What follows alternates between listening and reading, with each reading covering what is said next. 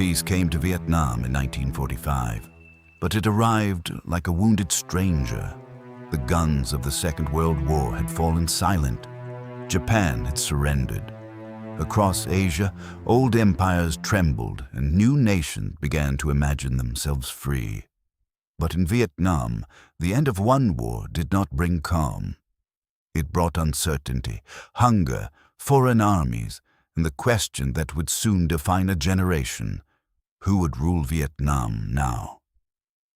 For nearly a century, France had claimed Indochina as part of its empire.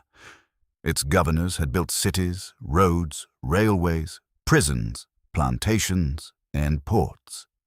It had spoken of order, civilization, and progress. Yet beneath the polished language of empire lay a harsher truth. Vietnam had been ruled, taxed, divided, and silenced by a foreign power. Then came the Japanese occupation during the Second World War. For years, French authority remained in place under Japanese pressure, an empire allowed to exist only because Tokyo found it useful. But in March of 1945, Japan swept aside the French administration and seized direct control. The illusion of French power vanished almost overnight. The old colonial structure, once so confident, stood exposed as fragile, and when Japan itself surrendered only months later, a vacuum opened across Vietnam. Into that vacuum stepped the Viet Minh. They were not yet the great army they would later become. They were a movement, nationalist, revolutionary, disciplined and patient. In the mountains and villages, they had built networks of supporters. They had spoken to peasants in the language of land, hunger, and freedom. They had promised not merely a change of rulers, but the end of foreign rule itself. At their head stood Ho Chi Minh, thin, quiet, watchful, and already seasoned by decades of exile. He had lived in France, Britain, the United States, the Soviet Union, and China. He had studied the language of revolution, but he also understood the power of symbols. He knew that a nation did not become real simply by fighting. It had to declare itself before the world. On the 2nd of September 1945, in Hanoi's Ba Dinh Square, Ho Chi Minh stood before a vast crowd and proclaimed the birth of the Democratic Republic of Vietnam. For those gathered there, it was more than a speech. It was an ending and a beginning. The famine, the occupation, the humiliations of colonial life, the long years of being treated as subjects rather than citizens. All of it seemed, for one shining moment, to belong to the past. The words spoken that day reached deliberately beyond Vietnam. Ho invoked the language of liberty and independence familiar to the West. He spoke as if the principles proclaimed by great powers might now be applied to a small nation in Asia. But the world was not governed by principles alone. It was governed by armies, treaties, suspicion, and empires unwilling to die. Vietnam's new independence was declared, but not yet secured. The country was divided not by its own choice, but by the arrangements of victorious powers after the war. In the north, Chinese nationalist troops entered to accept the Japanese surrender. In the south, British forces arrived, and with them came the opportunity for France to return. The Vietnamese had imagined liberation. The French imagined restoration. These two visions could not easily live together. In Saigon, the situation turned quickly. French prisoners and officials, newly released, sought to reclaim authority. British commanders, concerned with order and the removal of Japanese forces, allowed French troops to rearm and re-enter public life. What had seemed like the dawn of independence in Hanoi began to look very different in the streets of the South. Flags changed, patrols appeared, offices were reclaimed, men who had served the old colonial system returned to their desks. And for many Vietnamese nationalists, the meaning was unmistakable. France was coming back. The return was not always dramatic at first. It came in stages, through administrative offices, military patrols, negotiations, police actions, and quiet pressure. But each step carried the same message. The empire had not accepted its own funeral. Ho Chi Minh now faced a dilemma of terrible difficulty.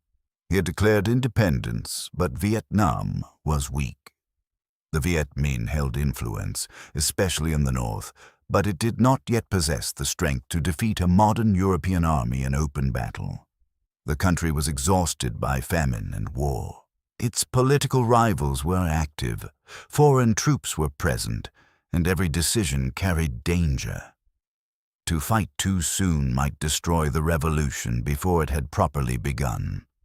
To compromise too much might surrender the very independence he had proclaimed.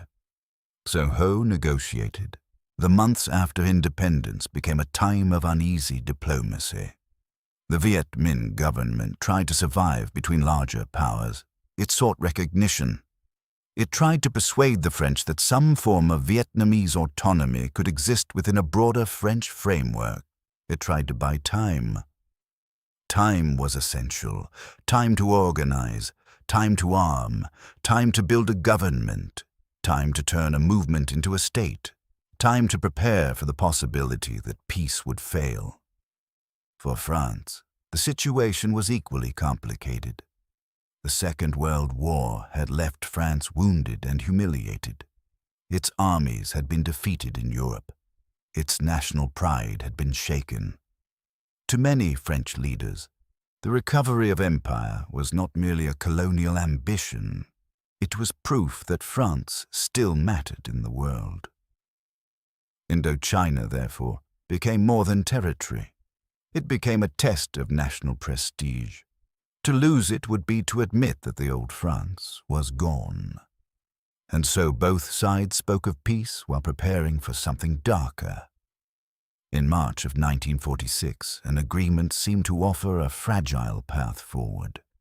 France recognized Vietnam as a free state within the French Union, while French troops would be allowed to return to the north to replace Chinese forces. On paper, it was compromise. In reality, it was a pause, a temporary bridge built over a river already beginning to flood. For Ho Chi Minh, the agreement removed the Chinese troops from the north and gave his government breathing room. For the French, it restored a military presence in areas they had feared losing completely. Each side believed it had gained something. Each side also suspected the other of betrayal. The language of the agreement was soft enough to permit hope and vague enough to invite disaster. What did freedom mean within a French Union? How independent could Vietnam truly be if French troops remained? Would Cochinchina, in the south, be separated from the rest of Vietnam? Could a unified country exist if France continued to divide it administratively and politically? These were not small questions. They were the very bones of sovereignty. In the streets and villages, ordinary Vietnamese watched events unfold with unease. Some placed faith in Ho Chi Minh and the Viet Minh. Others feared communist revolution as much as they feared the return of France. Landlords, Catholics, nationalists, monarchists, merchants, and peasants all looked toward the future and saw different dangers. Vietnam was not a simple country moving with one voice. It was a nation awakening amid uncertainty. And yet, beneath the divisions, one question remained powerful. After so many decades of foreign rule, could Vietnam accept anything less than true independence? For the French soldiers arriving in Indochina, the land was unfamiliar and heavy with tension. Some had fought the Germans. Some had survived prison camps. Others were young men sent to restore an empire they barely understood. They marched through streets where the architecture was French. But the mood was not. Behind shuttered windows, eyes watched them pass.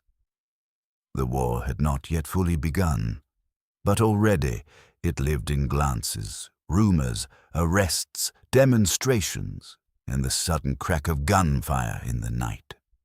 Peace, in those months, was not peace as most people understand it.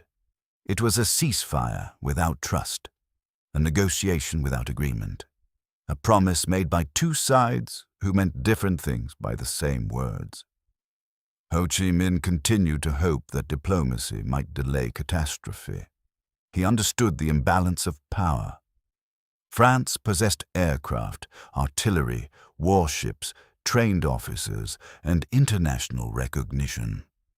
The Viet Minh possessed something less visible, but perhaps more enduring: discipline, networks, political purpose, and the willingness to fight a long war if forced to do so.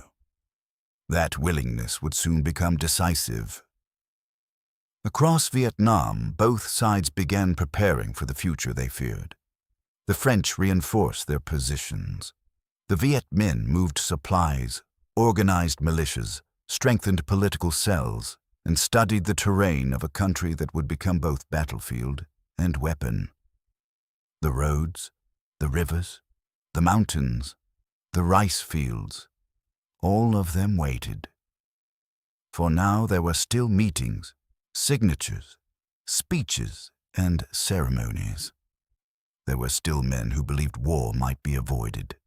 There were still moments when history seemed capable of turning away from violence. But the fragile peace of 1945 and 1946 rested on a contradiction too deep to survive. France wanted to return as a power. Vietnam wanted to stand as a nation. Between those two desires lay the coming war. The First Indochina War did not begin in a single instant. It gathered slowly like monsoon clouds over the mountains. It formed in the broken promises of empire, in the hunger for independence, in the fear of humiliation, and in the cold calculations of men who believed time was running out. By the end of 1946, diplomacy would collapse. Hanoi would burn. The Viet Minh would retreat into the countryside, and France would find itself pulled into a war unlike any it had expected. But before the rifles opened fully, there was this brief and haunted interval. A moment when Vietnam stood between freedom and empire, between negotiation and bloodshed, between the memory of occupation and the shadow of another war. It was called peace, but it was only the beginning.